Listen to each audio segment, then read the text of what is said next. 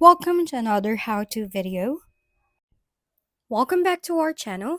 In this video, let me show you how you can transfer a PUBG mobile account from one mobile to another mobile.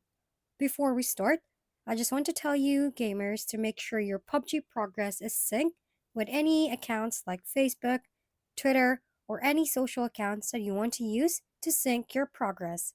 As you can see, I'm on the main menu and I just downloaded the game. For example, my progress in PUBG is on another device, and I want to play PUBG using this device.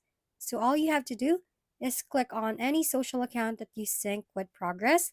Like mine, I used Facebook, so I will click Facebook. I click on continue as Maria, that's my username, and that's it. Wait for the progress to finish.